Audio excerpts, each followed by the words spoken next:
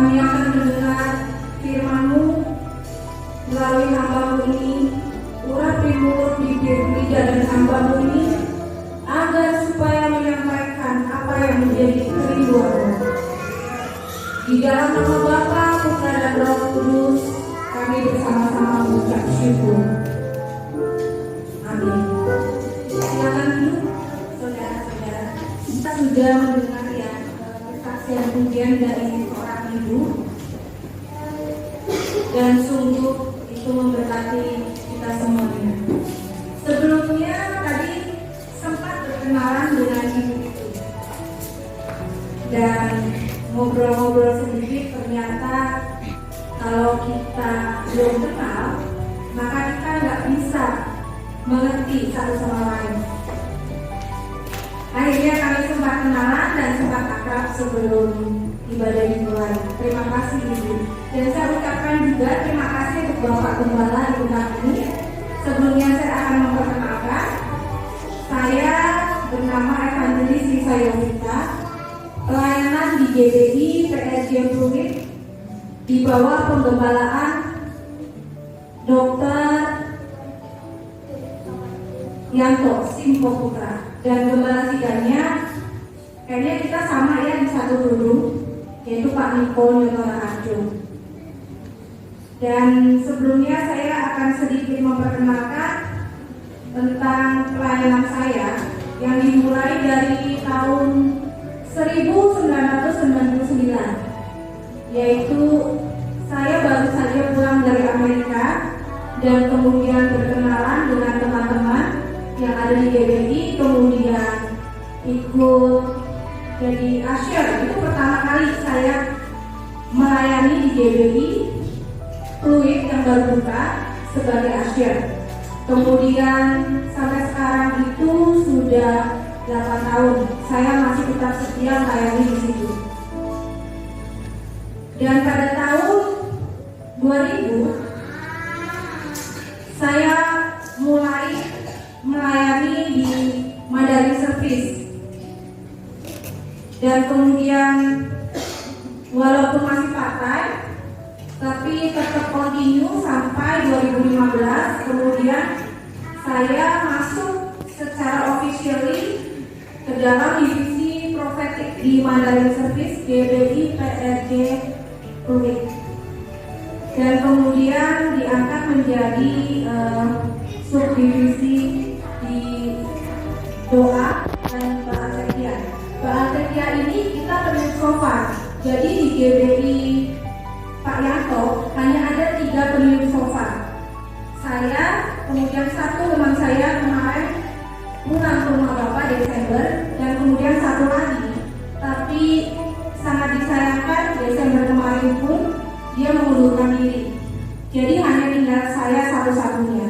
Tapi gak apa-apa, saya tetap bawa dalam doa supaya nanti ada teman yang bisa masuk menjadi Baaltekia, karena kita diangkat oleh Bapak Gembala langsung, jadi nggak sembarangan.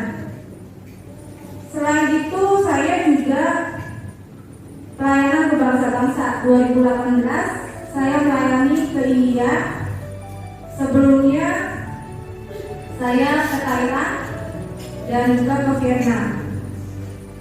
Dan tahun 2020 itu masuk pandemi, saya melayani di tempat saya studi, yaitu di SMTE, Sekolah Musik dan Eklesia, yang ada di Pondok Gede Bekasi, sebagai tenaga pengajar dan juga melayani di suatu penjara sebagai pengajar. Dan juga sampai sekarang kita mengadakan misi ke Jawa dan lain sebagainya. Itulah sedikit pelayanan saya sebagai perkenalan. Dan kita akan masuk ke slide 1, di mana kita sekarang berada di tahun paradigma yang baru. Next. Tahun paradigma yang baru ini sama dengan apa yang memang diserukan oleh Pak Niko, yaitu tahun tahun 2022 sebagai tahun paradigma yang baru.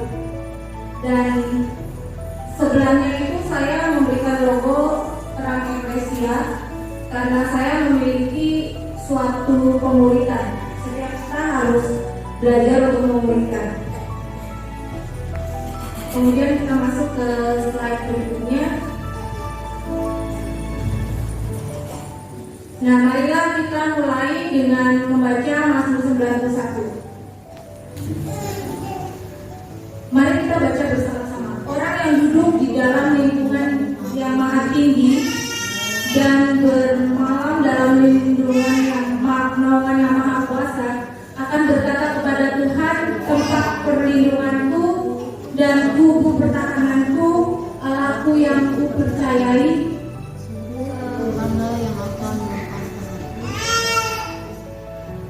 Maaf, bisa dibesarin sedikit nggak? Tulisannya tidak. Mohon maaf, mata saya minus, jadi untuk segini itu nggak bisa kebaca. Oke, mari kita mulai.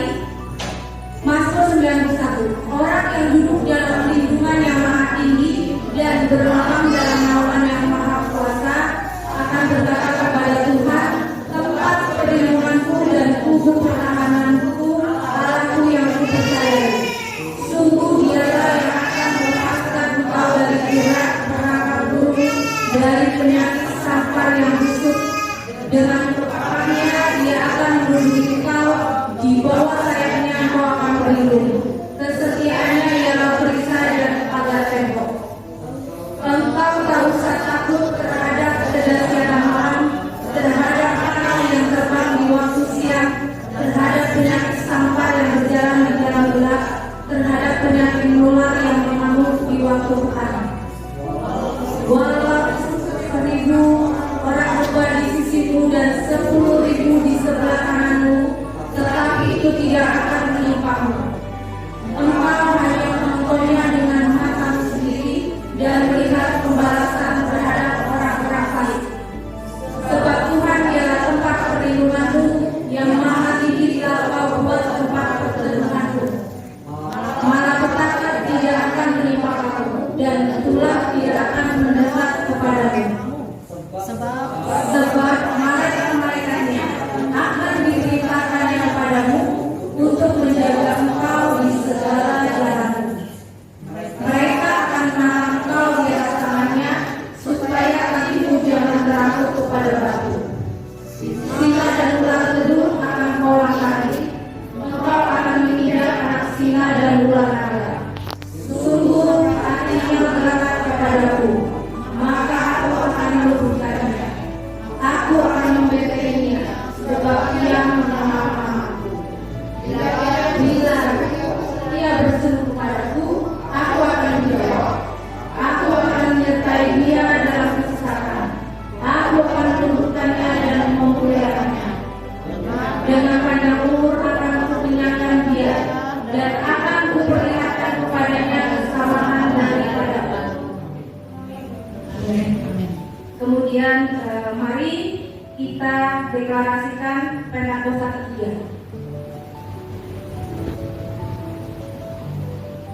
Pentakosta ketiga. Pentakosta ketiga adalah pencurahan Roh Kudus yang dahsyat di zaman ini, melebihi yang terjadi di Asusasri. Pentakosta ketiga akan mengakibatkan penuaian jiwa yang terbesar dan yang terakhir sebelum Tuhan Yesus datang kembali. Pentakosta ketiga akan membangkitkan generasi Yeremia, yaitu anak-anak muda yang dipenuhi Roh Kudus, cinta mati-matian kepada Tuhan Yesus, tidak kompromi terhadap dosa, dan akan bergerak untuk memenangkan jiwa. Pentakosta ketiga lahir di Indonesia dan bergerak ke bangsa-bangsa. Gerakan ini dari timur ke barat dan akan kembali ke Yerusalem. Pentakosta ketiga akan memberikan kuasa untuk menyelesaikan amanat agung, dan setelah itu Tuhan Yesus datang kembali. Amin.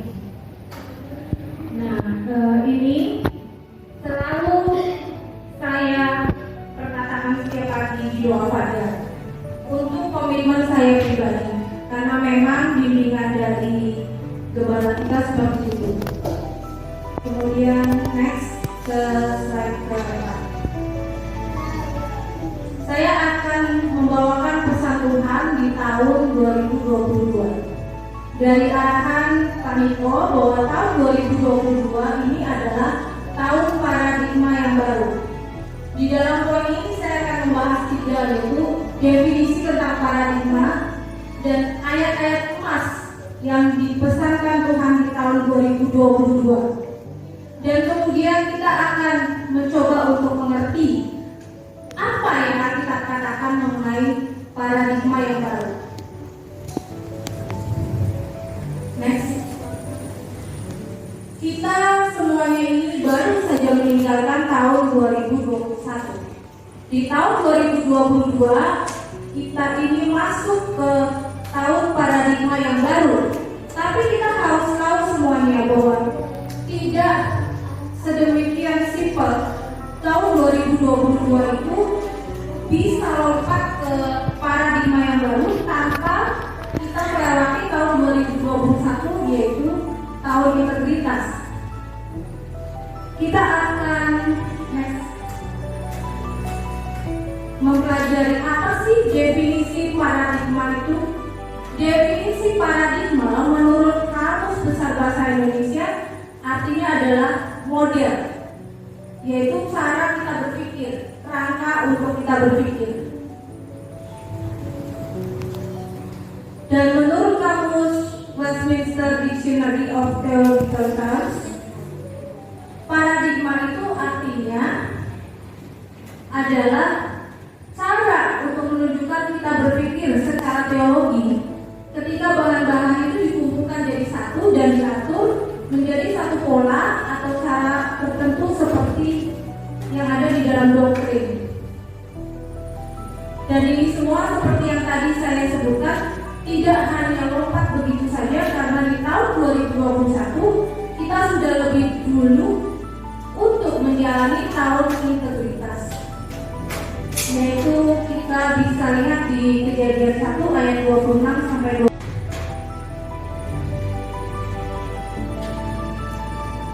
Kita mengenal juga ayat emas dalam tahun 2020, yaitu kita bisa lihat di Yesaya 43 ayat 18 sampai 21.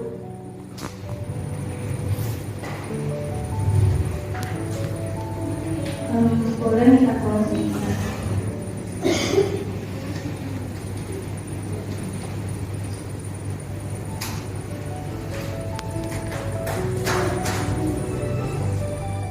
Saya bacakan di Yesaya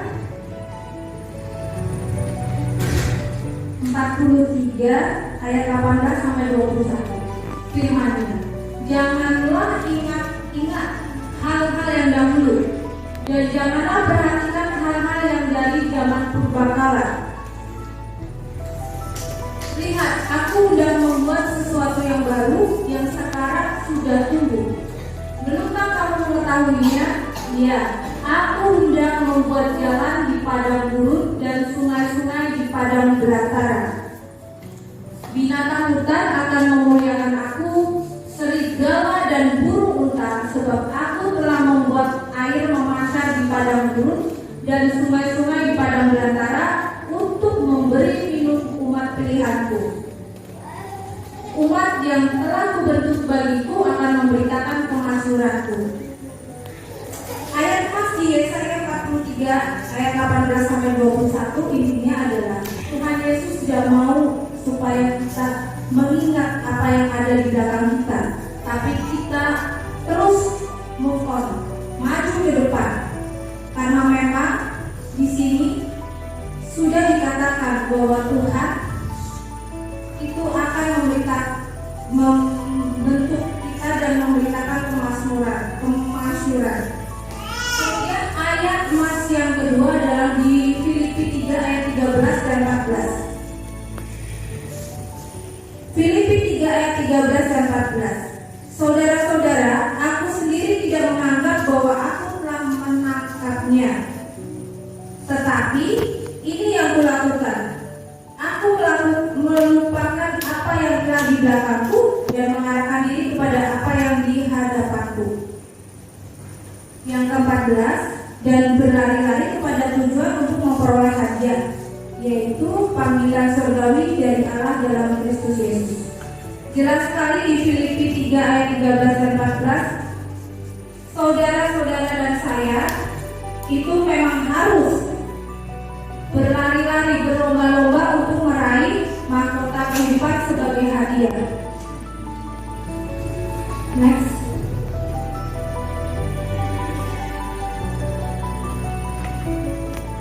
Mengenai paradigma yang baru yang harus dilakukan di dalam tahun 2022 adalah: satu, kita harus memberitakan kemakmurannya. Yang kedua, kita harus menyelesaikan amanat agung dalam era Pentakosta ketiga ini. Kemudian kita juga diharuskan untuk meresponi di tahun 2022, yaitu poin pertama, paradigma adalah merupakan inisiatif Tuhan sendiri yang perlu diresponi oleh kita semua sebagai umatnya. Yang kedua, bagian Tuhan itu adalah membuat sesuatu yang baru, yaitu paradigma sebagai pola yang baru. Jadi ada bagian yang Tuhan kerjakan dan juga ada bagian yang harus kita kerjakan sebagai umat Tuhan. Yang ketiga ini sangat penting. Bagian umat Tuhan adalah melihat, mengetahui dan menerima apa yang Tuhan buat, yaitu paradigma sebagai cara pandang. Jadi kita harus bisa melihat, mengetahui dan menatap apa yang Tuhan mau, dan kita harus menerima paradigma-paradigma yang memang sudah Tuhan tetapkan sebagai cara pandang kita. Jadi kita tinggalkan cara pandang yang lama dan kita terus mencoba menangkap sesuatu yang baru sesuai dengan apa yang diinginkan oleh Tuhan. Next. Dari semua yang tadi kita lihat, itu artinya apa sih? Artinya di dalam tahun 2022 ini kita itu harus mantap, karena Tuhan jelas akan merubah pola pikir kita, dan Tuhan akan membantu kita menyelesaikan setiap permasalahan kita. Hati-hati saudara-saudaraku, di tahun 2022 ini itu kita harus benar-benar hati-hati dalam perkataan, tindakan, karena kita hanya mengandalkan Tuhan untuk menyelesaikan setiap permasalahan kita. Saudara dan saya tentunya memiliki permasalahan, tapi kadang kita tidak tahu bagaimana cara menyelesaikannya dan kita hanya mengandalkan Tuhan saja. Tuhan juga meminta kita untuk melupakan apa yang ada di dalam kita, seperti yang tadi kita sudah lihat, dan melangkah ke depan, karena ada janji-janji Tuhan di dalamnya. Mengapa Tuhan janjinya itu selalu ya dan amin? Karena Tuhan Yesus selalu memimpin kita dengan rohnya. Dan kemudian kita harus mantap, harus memiliki integritas, yaitu kita memiliki DNA Kristus. Kita harus menjaga keintiman kita dengan Kristus dan melakukan hukum kasih. Kita juga harus berperang. Berperang artinya itu bukan gencatan senjata seperti yang kita lihat di film. Berperang dalam arti kita harus mengurangi kedagingan kita. Kita harus mengurangi hawa nafsu kita. Dan kemudian kita pun dituntut untuk belajar melakukan modernisasi dalam penginjilan. Modernisasi dalam penginjilan ini sangat penting, karena di tahun yang lalu kita mengalami pandemi COVID-19. Saya katakan ini adalah COVID-19 karena tidak ada bagus-bagusnya buat kita dan malah membuat kita jadi terkungkung dengan sesuatu yang tidak baik. Dan kita di dalam hal ini pun sebagai umat Allah atau hamba Tuhan harus belajar bahwa walaupun ada pandemi, walaupun kita tidak bisa beribadah, tapi kita bisa menerobos, yaitu melewati apa? Melewati Zoom.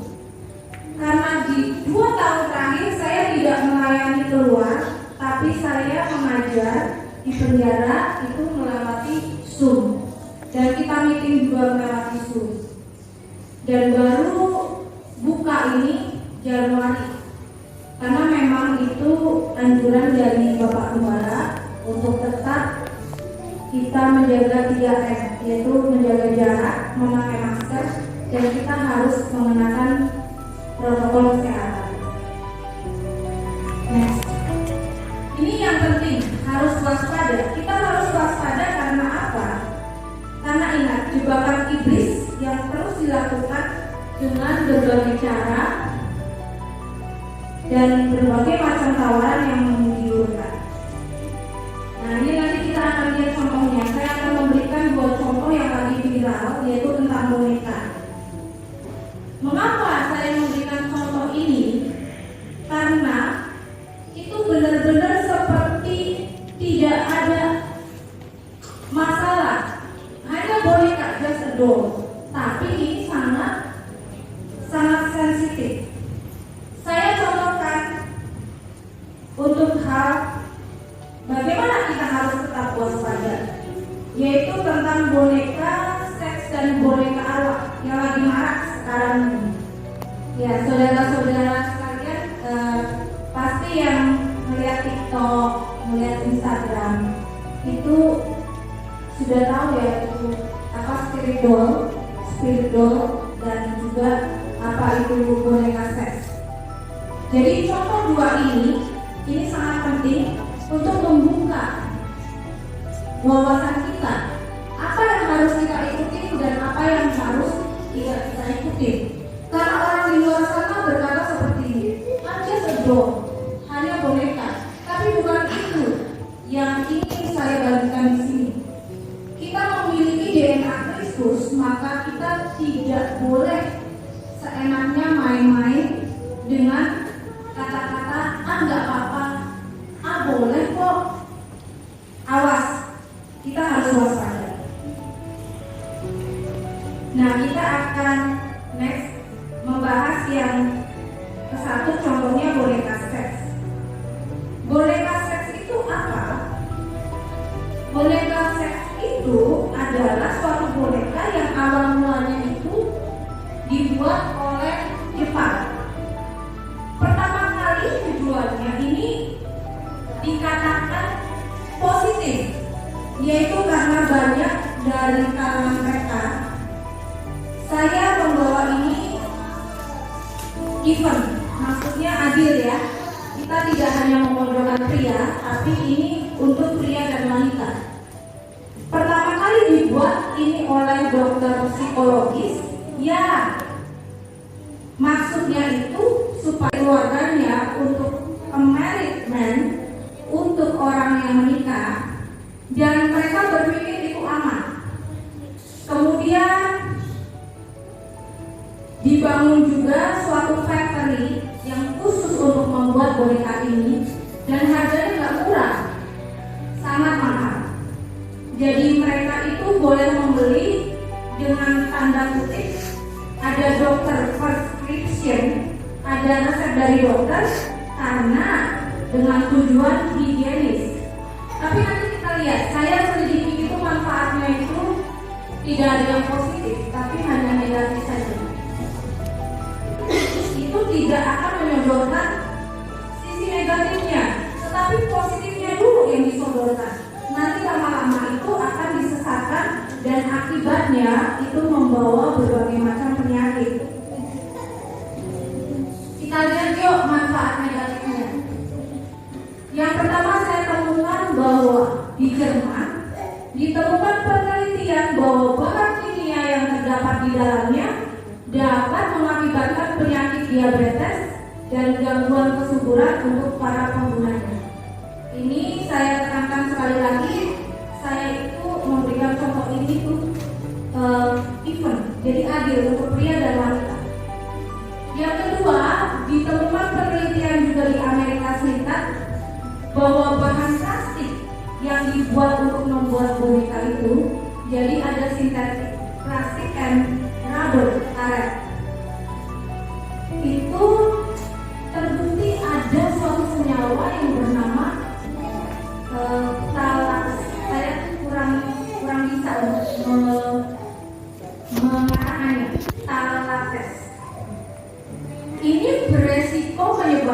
berbagai macam penyakit seperti yang telah diteliti adalah menyebabkan penyakit asma, menyebabkan penyakit diabetes, gangguan motorik, saraf perkembangan anak-anak, kanker payudara, obesitas, diabetes tipe 2, dan juga menyebabkan gangguan perilaku kesehatan mental. Dan yang paling fatal mengganggu masalah reproduksi pria, yaitu berhubungan dengan kesuburannya. Wah, ini banyak ya manfaat negatifnya ya. Jadi kalau kita sudah tahu seperti ini, kita memperoleh pengetahuan, itu pasti kita sebagai orang yang percaya tidak akan melawan. Jadi goreha ini diciptakan ada 2 jenis, yaitu pria dan wanita. Dan saya melihat, menyelidiki, itu bentuknya seperti kita orang dewasa. Jadi besarnya seperti kita. Jadi yang pria ya tingginya seperti normal pria, yang wanita juga tingginya seperti normal wanita. Nah, kita nggak adil dong kalau kita cuma ngomong manfaat negatifnya aja. Manfaat positifnya apa sih? Secara tegas saya katakan manfaat positifnya tidak ada. Jadi ini tidak boleh dilakukan. Kemudian yang paling menarik dan menarik, nah kita lihat next.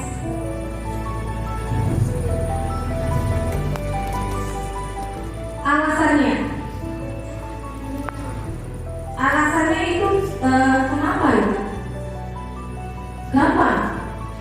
Ini berhubungan dengan fantasi dan dapat merusak pikiran kita, merusak pria atau wanita yang juga alasan kenapa kita tidak boleh melakukan ini karena ada larangan Tuhan di Filipi 4 ayat 8. Yuk kita baca sama-sama yuk. Filipi 4 ayat 8. Jadi akhirnya saudara-saudara, semua yang mulia, semua yang adil, semua yang suci, semua yang manis, semua yang sedap didengar, semua yang disebut kebajikan, dan next.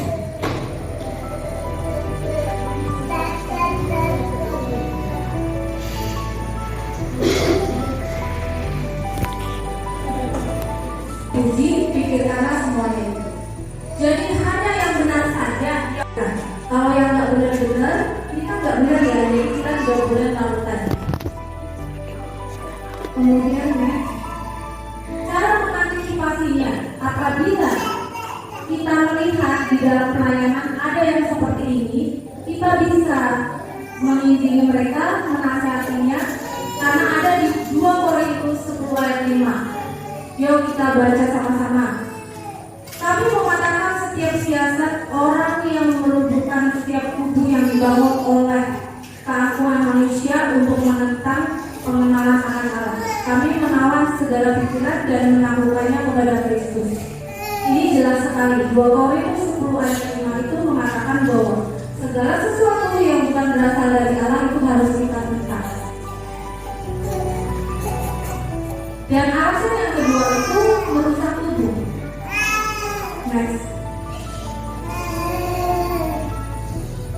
Kenapa merusak tubuh? Karena sangat dilarang oleh Tuhan. Yuk kita lihat yuk, karena segala sesuatu itu punya alasan dan ada ayatnya. Mari kita baca di 1 Korintus 8 ayat 19 sampai 20.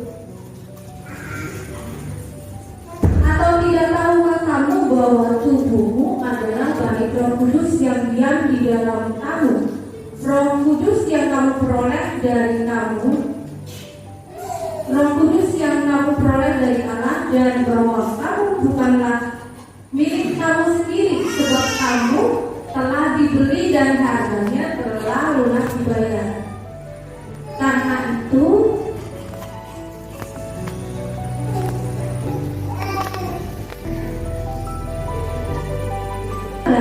ini sangat ditentang oleh Tuhan.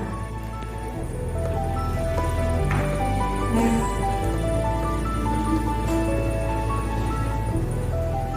Cara untuk mengantisipasinya ada di 3 Yohanes 1 ayat 2. Mari kita baca sama-sama. Saudaraku yang kekasih, aku berdoa semoga engkau baik-baik dan sehat-sehat saja dalam segala sesuatu sama seperti jiwamu baik-baik saja. Ayat ini pun sangat jelas. Jadi semua apa yang terjadi di dunia ini, apabila orang bertanya kepada kita ketika kita sedang memikir atau menegur seseorang yang berbuat salah, maka ini resepnya ada di Alkitab semuanya. Jadi apabila memang sudah mentok dan orang tersebut kita ini tidak bisa kita kasih tahu, maka kita pun harus berdoa. Kita doakan supaya orang itu dijamah oleh Tuhan dan semuanya sehat-sehat saja dan baik-baik saja. Next. Kemudian contoh yang kedua yang lagi marak adalah boneka arwah yang kita kenal dengan spirit doll. Boneka arwah atau spirit doll itu apa sih? Nah, itu gambarnya kayak gitu. Seperti boneka biasa, tapi ini cantik bonekanya. Jadi seperti bayi. Saya pernah lihat sih, jadi mukanya, hidungnya, bahkan matanya itu seperti hidup. Makanya sekarang lagi marak banget itu boneka ini. Karena apa? Karena menggiurkan, nggak serem. Memang ada beberapa yang dibuat oleh satu perusahaan itu sama. Tapi yang ditawarkan pertama kali itu cantik bonekanya, seperti bayi. Bahkan ada yang ukurannya itu seperti anak 3 tahun, benar-benar tingginya juga sama. Itu mahal. Pertama kali itu ada yang 100.000, tapi sekarang hingga ratusan juta. Bisa dibayangkan ya, ada ratusan juta, mendingan duitnya buat kita pelayanan ya. Ya enggak, Bapak Ibu? Next. Nah, boneka ini sebetulnya itu bukan berasal dari Indonesia, tapi asal mulanya itu dari Thailand. Thailand itu kita tahu bahwa ini adalah negara gajah putih. Tadi saya sudah katakan ya sepintas bahwa saya pernah ke Thailand melakukan peperangan rohani yang memang misinya itu kencang. Jadi apabila kita dikirim untuk ke bangsa-bangsa itu kita sudah dipersiapkan dan kita sudah dilatih kepekaan bahwa memang di situ itu magicnya itu kencang. Tapi percaya bahwa tidak ada yang lebih berkuasa dibandingkan dengan kuasa Yesus Kristus. Next. Boneka arwah ini atau spirit doll dikenal sebagai Luktet. Luktet itu ada artinya loh, artinya adalah anak malaikat. Tadi kan saya katakan kan, segala sesuatu yang ditawarkan iblis itu disodorkan dengan pertama kali itu positif, manis, baik-baik saja. Tapi nanti apabila kita tidak mempunyai pemikiran yang baik, paradigma yang baik, maka kita akan disesatkan. Next. Tahun 2021 sebetulnya Luktet sudah masuk ke Indonesia. Pencetusnya namanya Ibu Furi. Ibu Furi ini adalah seorang indigo. Kita semua tahu bahwa indigo itu masih belum murni dan penglihatannya bukan berasal dari Tuhan Yesus. Tapi kemudian karena masih dalam situasi pandemi, itu belum terlalu marak. Kemudian tahun 2022 ini menjadi terkenal. Kenapa? Viral. Karena ada endorse yang memakai para artis, sehingga itu viral, terkenal dan menggiurkan, dan banyak sekarang yang mengadopsi boneka arwah ini. Next. Segala sesuatu itu punya manfaat positif dan negatif. Manfaat negatifnya dulu ya. Kenapa ini saya sebutkan sebagai manfaat negatif? Karena jelas kalau saya sudah teliti ini merupakan praktek okultisme.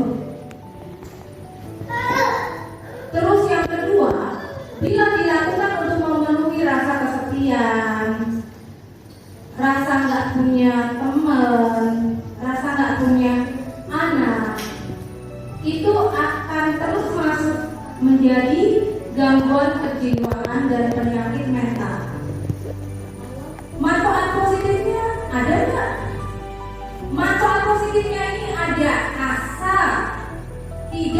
digunakan sebagai media untuk memasukkan arwah di dalamnya, untuk misalnya diajak ngomong karena memang yang satu dan kedua ini. Jadi hanya sebagai boneka biasa yang dimainkan oleh kalangan anak-anak kecil, biasanya anak perempuan. Dan yang kedua, ini juga nggak apa-apa sih kalau imajinasi untuk membangun motorik anak itu dengan cara bermain. Terus kan dulu waktu kita kecil itu ada kan main babysitter kan.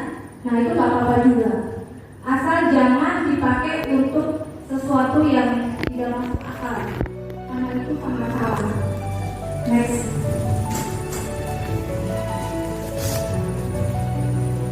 Nah ini Ibu Suri Harun yang sekarang sangat terkenal karena boneka arwah ini dan jadi selebgram. Penghasilannya itu bukan cuma jutaan ya saudara-saudara, tapi ratusan juta. Jadi iblis bisa menawarkan sesuatu yang instan dengan cara seperti ini. Kemudian next.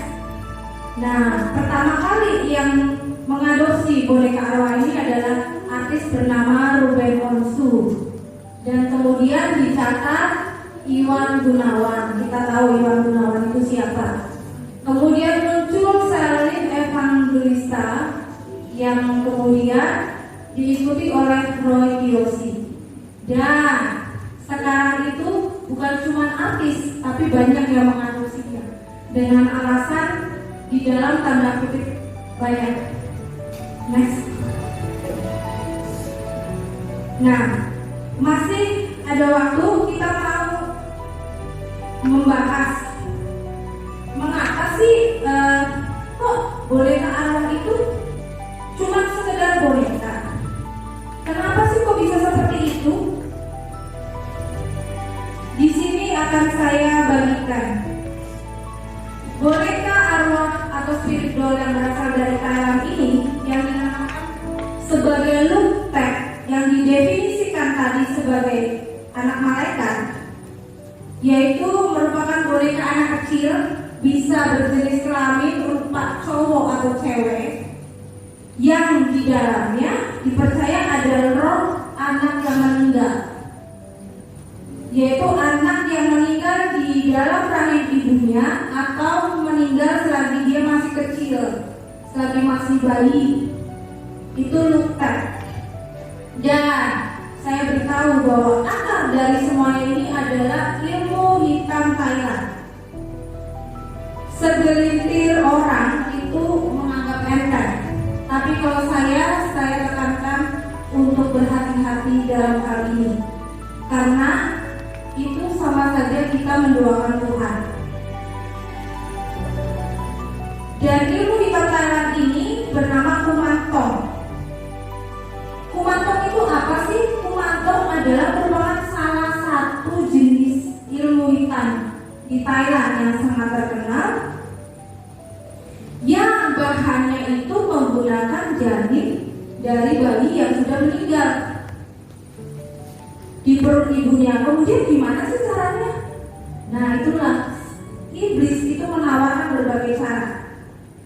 Bayi yang sudah meninggal di dalam perut ibunya itu kemudian dikeluarkan. Setelah dikeluarkan, dikeringkan. Nah ini merupakan salah satu bahan yang dibuat untuk kumantong. Baru satu ya. Ini saya meneliti ini karena banyak dari kita itu nggak apa-apa begini. Ya ini kita masih selidiki dong. Akarnya dari mana? Kenapa nggak boleh? Kenapa boleh?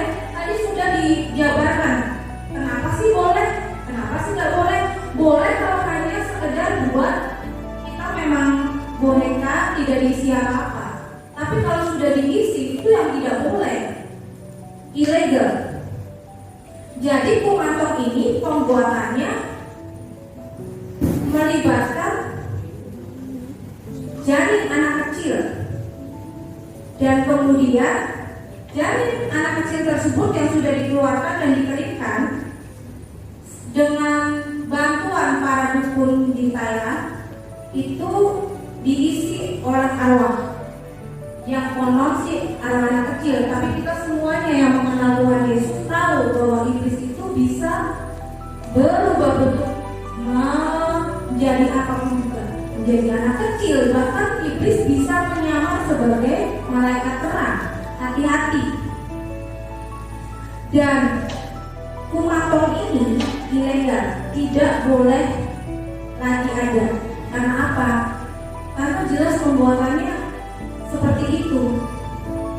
Dan masih ada yang kita nggak tahu, kebanyakan orang nggak tahu, tapi saya bawakan ini supaya kita beroleh pengetahuan dan kemudian kita nggak mau melakukan itu, apalagi punya yang kayak gitu-gituan, karena itu merupakan kaki bakar serius. Dan kumatong ini dibuat dengan dibubuhi suatu minyak, namanya taman perai. Ada juga minyaknya, jadi tidak cuma sesimpel itu. Dari semua yang Tuhan Yesus pernah lakukan, mukjizat-mukjizatnya, cara-caranya, itu ditiru oleh iblis sedemikian rupa sehingga banyak pengikutnya dan berkata, wah ini ajaib, wah ini luar biasa. Gak usah yang Yesus katakan, tapi lebih gampang kita mengikuti cara ini. Seperti itu. Dan nama prai ini itu dibuat dengan cara yang lebih mengerikan lagi, yaitu dibuat dari seorang wanita yang meninggal di dalam perjalanan di laut dan berteriak kesakitan. Kemudian mayatnya itu dibakar di jidat. Arti jidat dan kening ini kalau kita biasa dalam pelayanan berpasan itu merupakan pintu, yaitu pikiran. Jadi pikirannya sudah dikunci. Jadi iblis hanya menjinak dari apa yang kita lakukan, apa yang memang sudah ada di zaman Yesus Kristus. Kemudian dibakar dan nanti akan mengeluarkan cairan minyak di 3 titik, yaitu di kening, mata, dan hidung. Sering di kita ini mengurapi pikiran kita, mengurapi mata kita, mengurapi hidung kita, karena itu kita masih kuduskan. Dan iblis menjinak semuanya itu. Dan ajaibnya itu keluar dari 3 titik itu. Kemudian diambil, disimpan di suatu tempat, dan itu dijadikan sebagai bahan pelengkap untuk pembuatan kumatong. Serem nggak sih? Serem ya, kalau sudah tahu seperti ini, yang datang di sini bisa bagikan ini kepada 3 orang, serta ini 5 orang, sehingga semuanya itu tidak mau memiliki boneka arwah ini.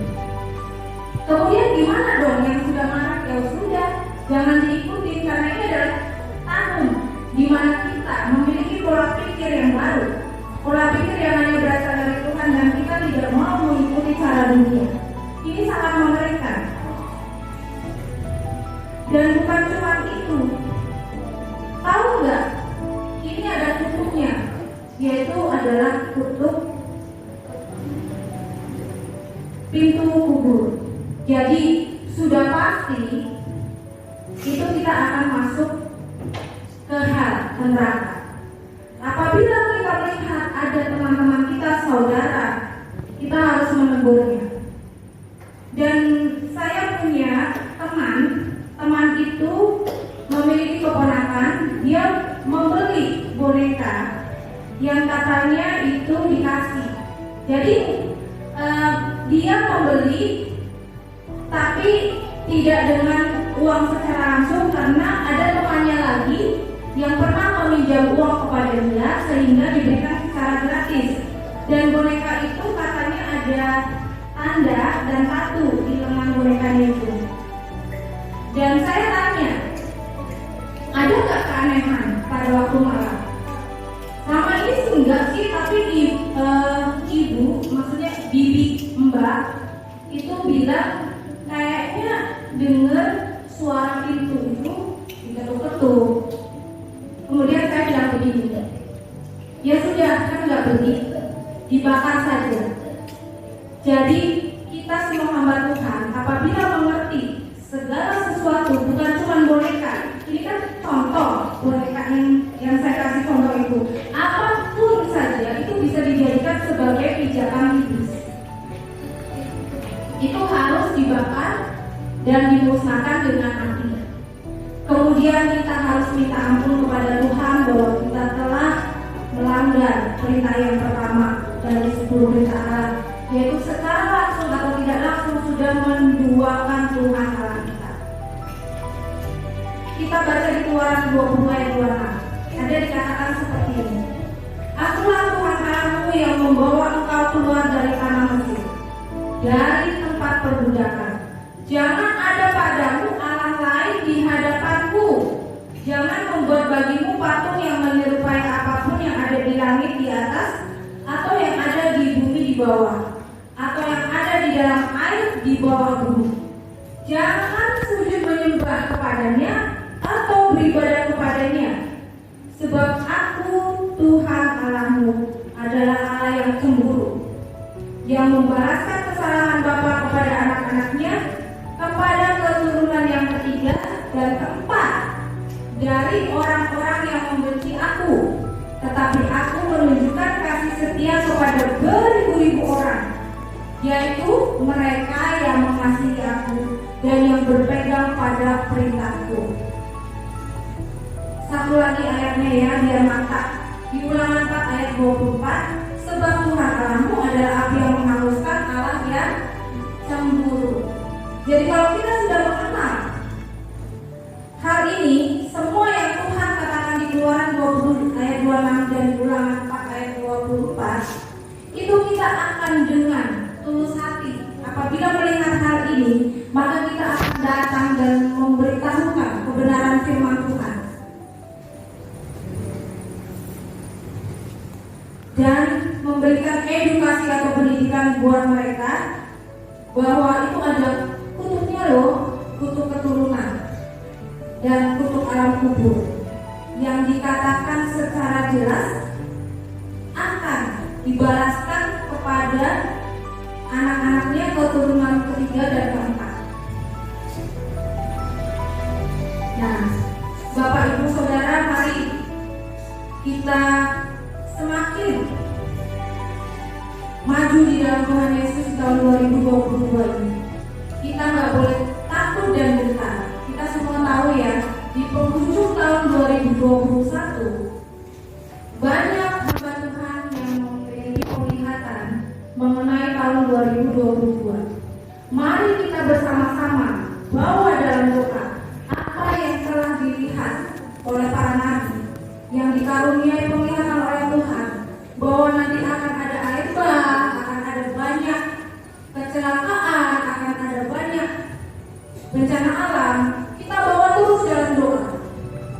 Supaya apa? Supaya itu tertahan dan Tuhan memberikan kemurahan kepada kita dan juga kepada bangsa Indonesia. Kita setiap hari berkatakan itu di doa fajar. Damailah Indonesiaku, damailah Indonesiaku, damailah Indonesiaku. Supaya apa? Supaya Indonesia tidak pernah akan terjadi huru-hara dan akan damai. Bagaimana dengan penglihatan para nabi? Orang-orang yang diberikan penglihatan khusus mengenai tahun 2022. Ya sudah, kita dengan iman kita doakan. Apabila tidak terjadi, jangan malah nanti kita bilang, yang dulu aja 2021 para nabi bilang akan terjadi seperti ini, akan terjadi seperti itu, nggak terjadi. Nggak terjadi itu bagus. Berarti kita sebagai anak-anak Tuhan dan pendoa syafaat itu telah berhasil mengalahkan iblis dan Tuhan mengampuni dosa kita sehingga kita disingkirkan dari segala bencana. Kita ditundungi oleh tudung Tuhan dari segala mara bahaya. Dan kita pun harus tetap berdoa, bersatu hati, mendoakan bangsa Indonesia, mendoakan jemaat, mendoakan Bapak Gembala dan Ibu Gembala itu harus kita doakan. Kenapa? Karena percaya tidak percaya itu banyak serangan. Apabila kita sebagai jemaat tidak menopang Bapak Ibu Gembala kita, maka gereja tidak akan kuat. Itu adalah tugas setiap kita, bukan hanya pendoa syafaat, tapi setiap kita harus memiliki kerinduan untuk mengangkat tangan kita, memohon kepada Tuhan dan mendoakan setiap kita, setiap pagi. Dan sebagai kunci terakhir, saya akan membagikan dua yang harus tetap kita lakukan, yaitu perpuluhan harta benda dan perpuluhan waktu. Kenapa saya pesankan di sini? Kita tidak terluput dari kesusahan dan masalah ekonomi. Salah satu cara yang bisa melindungi kita dari kehempasan masalah ekonomi itu adalah perpuluhan harta benda. Ada di Maleakhi.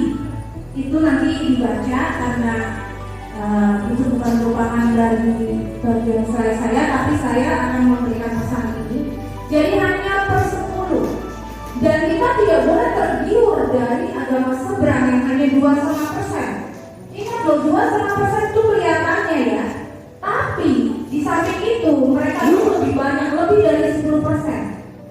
Kita secara mutlak kita melayani dikatakan 10% dari pendapatan kotor kita harus disisihkan ke perbendaharaan rumah Tuhan. Yang kedua adalah perpuluhan waktu. Kita masih hidup dan bernafas sampai detik ini hanya karena diberikan waktu oleh Tuhan. Kita mengucap syukur setiap kali wake up bangun pagi. Jam 3.30 itu saya sudah bangun. Sapu bersih perkatakan segala sesuatu yang jahat yang bukan berasal dari Tuhan, saya bebaskan di dalam nama Tuhan Yesus. Dan minta semuanya itu damai sejahtera datang, kesehatan, kebajikan, kemurahan Tuhan atas hidupku, atas keluargaku, atas gerejaku dan semuanya. Kemudian jam 4.15 itu saya doa fajar sampai kira-kira hampir jam 6. Dan nanti jam 3 itu kita bisa pilih waktunya. Bagusnya di GBI ini punya suatu media link yang memberikan fasilitas untuk kita bisa menyembah Tuhan di Zoom, yaitu doa fajar dan menara doa. Kita harus lakukan ini, yaitu perpuluhan waktu. 24 jam Tuhan berikan kepada kita setiap hari. Jadi kalau dibagi perpuluhan waktunya itu berapa ya? Betul, pintar. 2 jam 40, cuma 2 jam 40 loh. Doa fajar kalau saya hitung itu 1 jam 15 deh. 1 jam 15 menit atau 1 jam 30 menit ya. Kalau saya kadang-kadang suka menyembah 1 jam 30 menit. Kurang dong, belum komplit. Kita bisa dong waktu itu di doa malam dan menara doa. Kalau kelebihan gimana ya? Kita jangan hitung-hitungan dengan Tuhan. Kita diberi perpanjangan waktu kok, kita dikasih nafas kok. Dari gejala COVID kemarin itu tahun 2021, kita melihat loh tabung oksigen itu berapa duit itu? Coba 2 minggu kita terkena COVID, itu gereja GBI di tempat saya itu memberikan bantuan tabung oksigen itu sampai ratusan juta. Mahal nggak? Mahal. Jadi kita nggak usah hitung-hitungan sama Tuhan.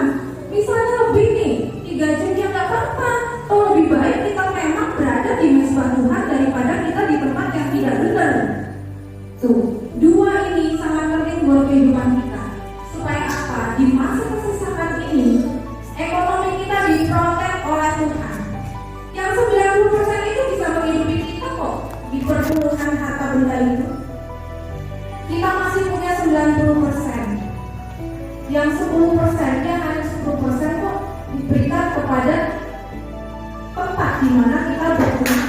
Untuk apa? Untuk membantu semua aktivitas kegiatan itu kan semuanya pakai uang dan nggak dipakai untuk apa-apa kok, percaya.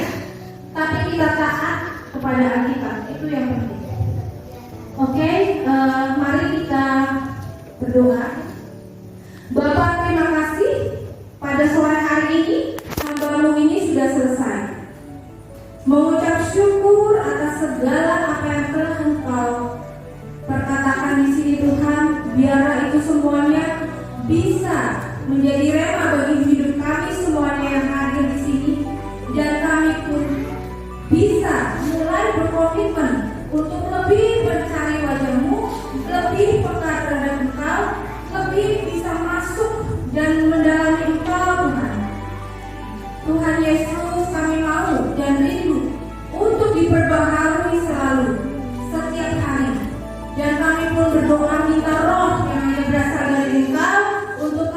bisa terus berada di bawah kakimu untuk berdoa dan melakukan segala perintahmu. Terima kasih Tuhan, terima kasih Roh Kudus. Kami minta ya Tuhan damai sejahtera itu datang semuanya kepada kami yang hadir di sini khususnya.